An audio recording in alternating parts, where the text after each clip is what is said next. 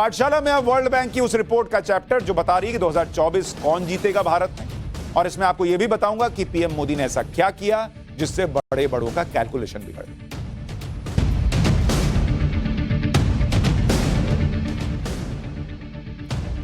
पिछले कुछ दिनों में जब से भारत की जीडीपी की दूसरी तिमाही के नंबर आए थे, तब से कुछ लोग जीडीपी के यही नंबर दिखाकर यह कह रहे थे कि जीडीपी के नंबर गिर गए और भारत की अर्थव्यवस्था की हालत अच्छी नहीं। कुछ लोग इंतजार ही कर रहे हैं कि कैसे कुछ तो भारत में गड़बड़ हो, कि मसाला मिले। श्रीलंका बनाने की बात कर रहे तो हो नहीं रहा। दुनिया कह रही है ब्राइट स्पॉट। उनका दिल जो है वो अंधेरे में डूबा जाता है, तो कुछ तो ढूंढते हैं। लेकिन मैंने आपको पाठशाला में बताया था जीडीपी के आंकड़ों के बारे में, और जीडीपी के आंकड़े की रियलिटी तो मैंने बताई, लेकिन इन लोगों को हफ्ते भर में ही दूसरा जवाब मिल गया, जब भारत की जीडीपी को लेकर वर्ल्ड बैंक जैसी संस्था ने अपना कैलकुलेशन बदल दिया। भारत की मजबूत आर्थिक स्थिति को देखते हुए वर्ल्ड बैंक को भी अपने आंकड़े रिवाइज करने पड़े। वर्ल्ड बैंक ने 2022-23 के लिए भारत की जीडीपी की ग्रोथ रेट के अनुमान को बढ़ा दिया है। इसी वर्ल्ड बैंक ने जो कुछ दिन पहले कहा था, आप देखिए वर्ल्ड बैंक को कैसे अपने आंकड़े बदलने पड़े भारत के लिहाज से। इसने अक्टूबर में भारत की ग्रोथ रेट कही थी, अक्टूबर के महीने में कहा था कि 6.5% रहेगी भारत की ग्रोथ। ये इसने अक्टूबर में कहा, लेकिन नवंबर खत्म होते होते और दिसंबर के महीने के आते आते अब इसने कह दिया है कि भारत की ग्रोथ रेट जो है वो 6.9% हो जाएगी, यानी 0.4% इसने बढ़ा दिया है भारत की ग्रोथ को। किसने? वर्ल्ड बैंक ने, एक महीने के अंदर। तो हमारे यहां जो लोग श्रीलंका कह रहे हैं, वो तो आपको सच देखने नहीं देंगे, लेकिन पाठशाला में हमारा काम है आपको देश के असली स्थिति के बारे में अवगत कराना। तो वर्ल्ड बैंक कह रहा है कि भैया भारत की जीडीपी और तेजी पकड़ेगी अभी, और आमतौर पर जीडीपी के नंबर जब रिवाइज होते हैं तो उन्हें कम ही किया जाता है। ऐसा कम ही होता है कि वर्ल्ड बैंक किसी देश की स्थिति को इतना मजबूत पाए कि वो जीडीपी ग्रोथ रेट के आंकड़ों को रिवाइज कर उसे बढ़ा दे, और वो भी तब जब दुनिया में इतना संकट चल रहा है। और वर्ल्ड बैंक ने भारत की ग्रोथ रेट तब बढ़ाई है जब पूरी दुनिया में अलग अलग देशों की जीडीपी ग्रोथ रेट गिर रही है। बड़ी बात यह है कि पिछले 3 बार से यही वर्ल्ड बैंक भारत की ग्रोथ रेट का अनुमान लगातार घटा भी रहा था, लेकिन इस बार उसको कुछ ऐसा दिखा कि उसने कहा कि नहीं, इस बार घटा नहीं सकते, इस बार बढ़ाना पड़ेगा। सिर्फ वर्ल्ड बैंक की बात नहीं है, वर्ल्ड बैंक के अलावा दुनिया की बाकी बड़ी संस्थाओं ने भारत को सबसे तेजी से बढ़ती हुई अर्थव्यवस्था माना। और मैं आपको यह इसलिए बताना चाहता हूं कि वो लोग बार बार घूमकर आएंगे भारत के श्रीलंका होने की बात करने वाले।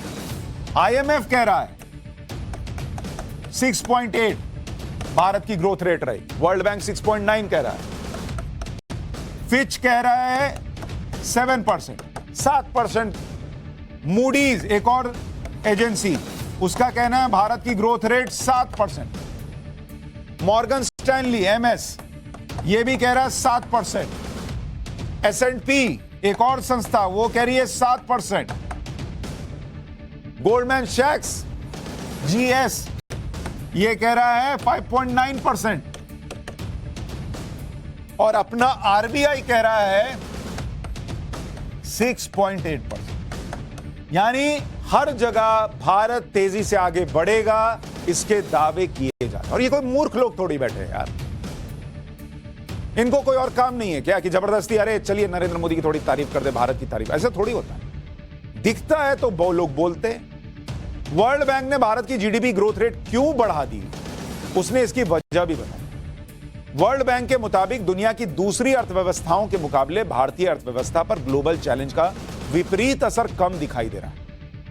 भारतीय अर्थव्यवस्था अच्छा परफॉर्म कर रही है और दूसरी तिमाही के नतीजे उम्मीद से बेहतर हैं। रिपोर्ट में कहा गया कि चुनौतियों के बावजूद भारत दुनिया की सबसे तेजी से बढ़ने वाली अर्थव्यवस्था है, और इसकी वजह मजबूत घरेलू डिमांड है। इसके अलावा भारत का घरेलू बाजार बहुत बड़ा है, और यह बाजार इंटरनेशनल ट्रेड फ्लो से बहुत ज्यादा प्रभावित नहीं है। इस वजह से भी भारत की स्थिति काफी मजबूत है। वर्ल्ड बैंक ने अपनी रिपोर्ट में कहा है कि पिछले 1 दशक से भारत की एक्सटर्नेट पोजीशन मजबूत हुई। एफडीआई फॉरेन डायरेक्ट इन्वेस्टमेंट और मजबूत हुआ। फॉरेन एक्सचेंज रिजर्व्स की वजह से भारत का करंट अकाउंट डिफिसिट भी कंट्रोल में। जब भारत के बड़े ट्रेड पार्टनर्स देशों की ग्रोथ रेट स्लो है, उसके बावजूद एक्सपोर्ट के मामले में भारत की स्थिति सुधरी है। युद्ध के दौरान दुनिया भर के शेयर बाजारों में गिरावट के बावजूद भारतीय शेयर मार्केट में उछाल आया है। वित्तीय वर्ष के पहले क्वार्टर में कॉर्पोरेट अर्निंग उम्मीद से बेहतर हुई है। रिपोर्ट में कहा गया है कि निवेश बढ़ने और फेस्टिवल सीजन में प्राइवेट कंजम्पशन के बढ़ने से भी स्थिति में सुधार हुआ है। लेकिन प्राइवेट कंजम्पशन कैसे हो रहा है? लोगों के पास पैसा है तब ना हो रहा है। लोगों के पास पैसा नहीं होगा, नौकरी नहीं होगी, महंगाई चरम पर चली जाएगी तो थोड़ी होगा कंजम्पशन। यह सब कंजम्पशन इसलिए हो रहा है क्योंकि भारत बेहतर स्थिति में। और कुछ आंकड़ों के जरिए आपको बताता हूं कि भारत की स्थिति कैसे सुधरी। अगर आप इसको देखेंगे, इसको आपको जानना चाहिए। आप देखिए भारत की हालत कैसे सुधरी। अगर आप देखेंगे होलसेल इन्फ्लेशन, होलसेल महंगाई, ये मई 2022 मई 2022 ये थी 15.88% और अक्टूबर 22 ये घटकर हो गई 8.39%, 8.39%, ऑलमोस्ट हाफ होलसेल महंगाई। अब आपको दिखाता हूं रिटेल महंगाई, इसकी हालत में क्या सुधार या नुकसान हुआ है। अप्रैल 2022 में, अप्रैल मई मान लीजिए, इसको भी मई मान लीजिए, क्या है 7.79% और ये अक्टूबर 2022 में घटकर 6.77% पर आ गया। यहां भी गिरावट है। दुनिया महंगाई से बाप बाप कर रही है और हमारे यहां सुधार हो रहा है, कम हो रही है महंगाई। सेंसेक्स अगर आप देखिए, जो वर्ल्ड सेंटिमेंट बताता है आपके खुद के मार्केट को लेकर, ये 7,000 पॉइंट यानी करीब 13% बढ़ा है और अभी 62,000 के लेवल पर, 62,000। वर्ल्ड बैंक की रिपोर्ट में भारत की मजबूत स्थिति के पीछे 3 बड़े फैक्टर बताए गए: लगातार सुधार होना, मजबूत नीतियां और महंगाई पर काबू रखना। हमारे यहां विपक्ष महंगाई महंगाई महंगाई कर रहा है, लेकिन दुनिया तारीफ कर रही है कि इतना तूफान आया हुआ है, आप लोग कैसे महंगाई कंट्रोल में रखे हैं जी। ये दुनिया बोल रही है, वो कह रही है कि इतना कंट्रोल में रखा है इसलिए आप लोग ग्रो करेंगे। उनको दिख रहा है कि दुनिया में क्या हो रहा है और ये लोग कैसे कंट्रोल किया। हमारे यहां लोगों का कुछ का कहना है कि महंगाई ज्यादा है। वर्ल्ड बैंक की रिपोर्ट में प्रधानमंत्री नरेंद्र मोदी की नीतियों की तारीफ करते हुए कहा गया कि भारत के वित्तीय क्षेत्र में अभी भी कई चुनौतियां हैं, लेकिन कुछ नीतियों को अपनाकर पिछले 5 साल में फाइनेंशियल सेक्टर को बेहतर किया गया। वर्ल्ड बैंक ने बेहतर नीतियों के उदाहरण दिए। रिपोर्ट में कहा गया कि इंसॉल्वेंसी एंड बैंकरप्सी कोड और national asset reconstruction company limited की स्थापना से फाइनेंशियल सेक्टर बेहतर हुआ। वर्ल्ड बैंक ने माना कि इन नीतियों की वजह से बैंकिंग सेक्टर पर नॉन परफॉर्मिंग लोन्स का प्रेशर कम हुआ। सोचिए, दुनिया कह रही है कि भारत में जो बैंक है उनकी स्थिति सुधरी ऐसे कानून लाने से। हमारे यहां विपक्ष क्या भ्रम फैलाता है, अपने दोस्तों का लोन माफ कर, लोन माफ कर रहे होते तो बैंकों की हालत सुधरती। लोन माफ कर रहे होते तो वर्ल्ड बैंक, वहां लोग बेवकूफ बैठे हैं जो कह रहे होते कि अरे इससे तो फायदा हुआ, ये लोन रिकवरी हुई, बैंकों का नॉन परफॉर्मिंग लोन जो है वो कम हुआ। वर्ल्ड बैंक ने मोदी सरकार के जिन अहम कदमों का जिक्र किया है उसके बारे में भी आपको बताता हूं। National asset reconstruction company limited की स्थापना 2021 में की गई। यह एक खास वित्तीय संस्था है जो बैंकों से उनके non performing assets take over करती है ताकि बैंक आसानी से बिना रुकावट के काम कर सकें और जो पूंजी बैड लोन्स में अटकी है उसका इस्तेमाल बैंक कर्ज देने और अपनी ग्रोथ में खर्च के रूप में कर सके। दूसरा कदम जिसका वर्ल्ड बैंक जिक्र कर रहा है, इंसॉल्वेंसी एंड बैंकरप्सी कोड। साल 2016 में इंसॉल्वेंसी एंड बैंकरप्सी कोड कानून लाया गया था। साल 2021 में इसमें संशोधन हुआ, यानी दिवालिया हो जाने की स्थिति में जब कोई व्यक्ति या कंपनी अपने आउटस्टैंडिंग बिल चुकाने में सक्षम ना हो, इस कानून की मदद से कॉर्पोरेट कर्जदार के दिवालिया होने से जुड़े मामलों को तय वक्त में सुलझाया जाता है। वर्ल्ड बैंक की रिपोर्ट में लगातार सुधारों और महंगाई पर नियंत्रण की बात कही गई। सुधारों की बात करते हुए रिपोर्ट में कहा गया है कि विवेकपूर्ण, व्यवस्थित, नियंत्रित सुधारों की वजह से भारतीय अर्थव्यवस्था में लचीलापन आया है। मार्केट से कर्ज लेने पर जो भरोसा बढ़ा है, सिस्टम में पारदर्शिता बेहतर हुई है और राजकोषीय नीति पर भी भरोसा बढ़ा। यह वर्ल्ड बैंक कह रहा है। रिपोर्ट में महंगाई को काबू में करने के लिए उठाए गए कदमों की तारीफ की गई। हमारे यहां लोग जो है छाती पीट रहे, महंगाई महंगाई, क्योंकि उनको कुर्सी दिखती। वर्ल्ड बैंक को कुर्सी नहीं ना चाहिए, उसको तो पूरा देश दुनिया दिख रही है। तो वो कह रहा है कि भैया इंडिया तो बहुत बढ़िया कर रहा है। वो कह रहा है कि सरकार की तरफ से सप्लाई साइड को मजबूत किया गया, किसानों को फर्टिलाइजर की आसान सप्लाई हुई। मैंने आपको बताया था ना कैसे रशिया से फर्टिलाइजर मंगा के दिया यहां पर सस्ते दाम पर।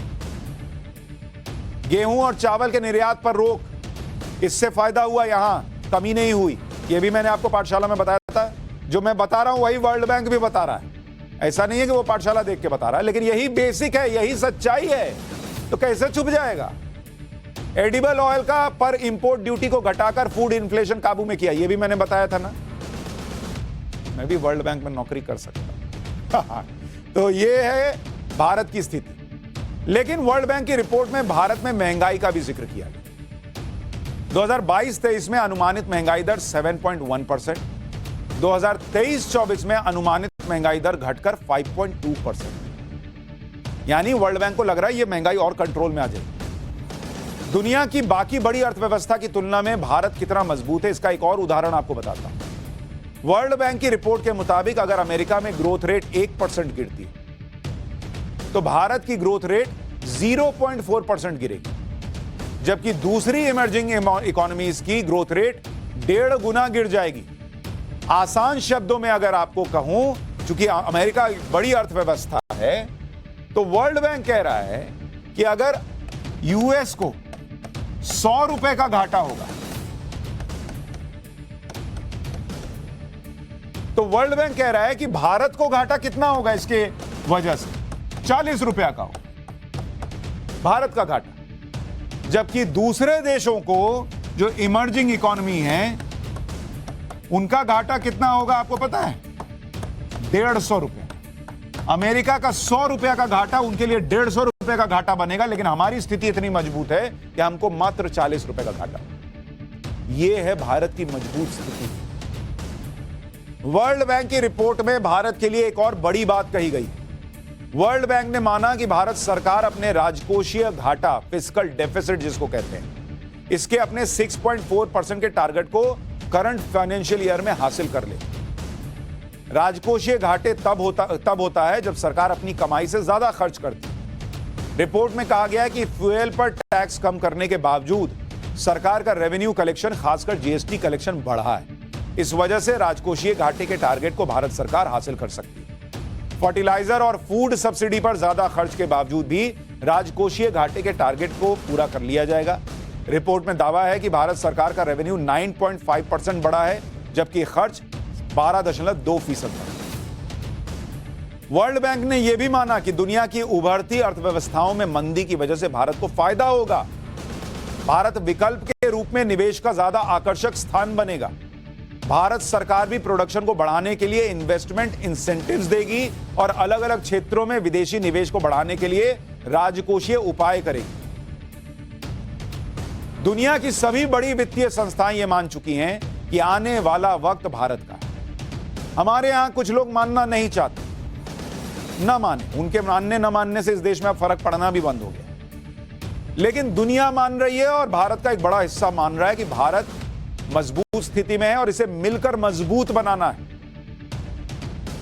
ग्लोबल स्लोडाउन के बावजूद भारत की अर्थव्यवस्था अगर बढ़ रही है तो उसकी बड़ी वजह महंगाई पर काबू पाना। आरबीआई ने महंगाई दर को और काबू में करने के लिए आज रेपो रेट में 35 बेसिस पॉइंट का इजाफा कर दिया। रेपो रेट अब 5.9% से बढ़कर 6.25% हो गया। यानी अब होम लोन से लेकर ऑटो और पर्सनल लोन सब कुछ महंगा हो जाएगा और आपको ज्यादा ईएमआई चुकानी होगी। इस साल मई से 5वीं बार रेपो रेट को बढ़ाया गया है। मई में 40 बेसिस पॉइंट बढ़ाया गया था, तब रेपो रेट 4.4% था, जो अब 6.25% हो गया है। यानी मई से अब तक 2.25% की बढ़ोतरी। रेपो रेट क्या होता है?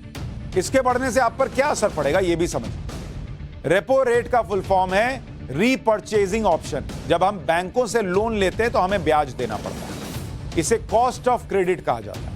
इसी तरह से जब बैंकों को जरूरत पड़ती है तो वो अपनी एलिजिबल सिक्योरिटीज के मुकाबले, मतलब जो उनके पास पैसा है उसमें से कुछ पैसा सिक्योर, आप भी सिक्योरिटी देते हैं, बैंक को भी लोन लेना तो वो भी सिक्योरिटी देती है, तो वो उसके मुकाबले आरबीआई से पैसा लेती है। बैंक किससे लोन लेगा? आप बैंक से लोन लेंगे। बैंक को जरूरत पड़ी लोन देने की कि चलो मुझे और लोगों को लोन देना है, कुछ और करना है, वो किससे लोन लेगा? तो वो आरबीआई से लोन लेता है। जिस रेट पर बैंक आरबीआई से पैसा लेते हैं वो रेट होता है रेपो रेट। रेपो रेट महंगाई को काबू में करने का टूल है। रेपो रेट बढ़ने से कॉस्ट ऑफ क्रेडिट बढ़ जाएगा। इससे बैंक जो नकदी आरबीआई से लेते हैं वो कम लेंगे, यानी बैंकों के पास हजारों करोड़ रुपए कम हो जाए। अब बैंक के पास पैसा कम होगा तो क्या होगा? इससे बाजार में मनी फ्लो कम होगा, क्योंकि उसके पास कम पैसा है तो वो कम लोन वगैरह देगा या महंगा लोन देगा। तो महंगाई को कंट्रोल में रखने का ये काम करेगा।